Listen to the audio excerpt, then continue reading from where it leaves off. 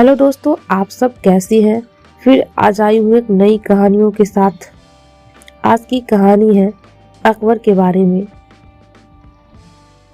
एक बार बीरबल काबुल की यात्रा पर गया। वहाँ की संस्कृति को जानने की उत्सुकता में वह बातों बातों में वहाँ के बारे में लोगों से सवाल करने लगा।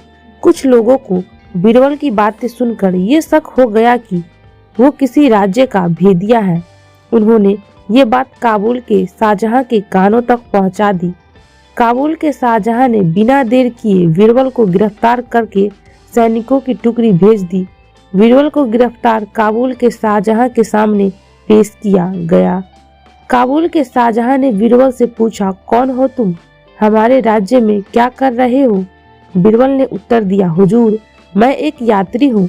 भिन्न भिन्न देशों का भ्रमण करना और वहाँ की संस्कृति के बारे में जानने का मुझे शौक है। किस देश के निवासी हो तुम? कौन है तुम्हारा राजा? काबुल के शाहजहां ने पुनः प्रश्न किया। हुजूर, मैं हिंदुस्तान का निवासी हूँ और वहाँ के शाहजहां जलालुद्दीन अकबर है। बीरबल ने सतिलसा से उत्तर दिया।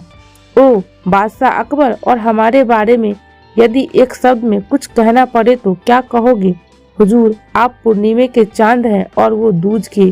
बीरबल का ये उत्तर सुनकर काबुल का शाहजहां बहुत खुश हुआ। उसने बीरबल को छोड़ दिया और कई हीरे जवाहरात के साथ विदा किया। जब बीरबल वापस लौटकर अपने घर आया तो काबुल का हाल घर वालों को बताया। उसने काबुल के शाहजहां से हुई बातचीत के बारे में घर वालों को बताया। एक मुंह से दो मुंह, और इस तरह बातें फैलते फैलते अकबर के दरबारियों के कानों में पहुंची और ईर्ष्या करने वाले कुछ दरबारियों ने अकबर के कान भर दिए। जब अकबर को मालूम पड़ा कि बीरबल ने काबुल जाकर उन्हें काबुल के शाहजहां के सामने दूज के चांद की संज्ञा दी और काबुल के शाहजहां को पूर्णिमा के चांद की, तो वे बहुत नाराज हुए। अगले दिन जब दरबार लगा तो उन्होंने बीरबल पर व्यंजन बातें छोड़ते हुए कहा, क्यों बीरबल, काबुल जाकर तुम तो काबुल के हो गए।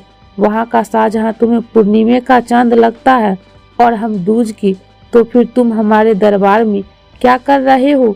जिसकी बड़ाई करते हो उसी के दरबार में रहो। बीरबल समझ गया कि दरबारियों ने अकबर के कान भर दिए हैं। उसने तुरंत उत्तर दिया, हुजूर, पहले आप मेरी बात सुन लीजिए, फिर कोई निष्कर्ष निकालिए।